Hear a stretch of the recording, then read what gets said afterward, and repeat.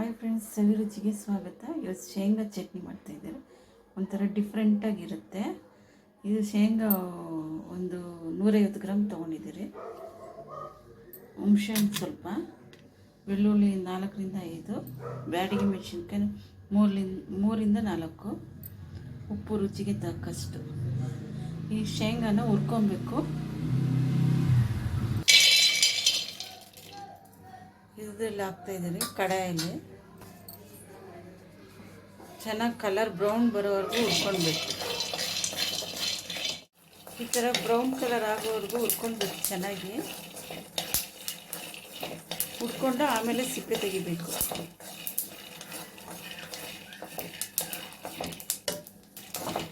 ಬ್ಯಾಡಗಿ ಮೆಣಸಿನ್ಕಾಯಿ ಹಾಕಿ ಅದು ಹುರ್ಕೊಳ್ಬೇಕು.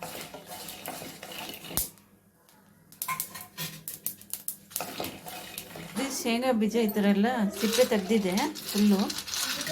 ಈಗ ಮಿಕ್ಸಿಗೆ ಹಾಕೋಣ.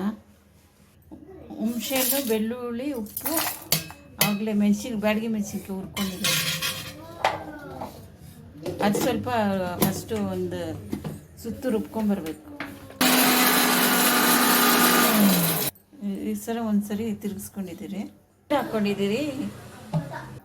ಈ ಥರ ಫೈನಾಗಿ ಪೇಸ್ಟ್ ಆಗಿದೆ. ಚಟ್ನಿ ರೆಡಿ ಆಗಿದೆ. ಇದಕ್ಕೆ ಒಗ್ಗರಣೆ ಕೊಡಬೇಕು.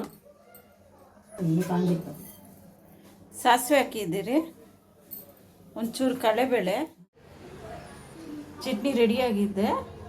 ಒಗ್ಗರಣೆ ಕೊಟ್ಟಿದ್ದೀರಿ. ಲೈಕ್ ಮಾಡಿ, ಶೇರ್ ಮಾಡಿ, ಸಬ್ಸ್ಕ್ರೈಬ್ ಮಾಡಿ.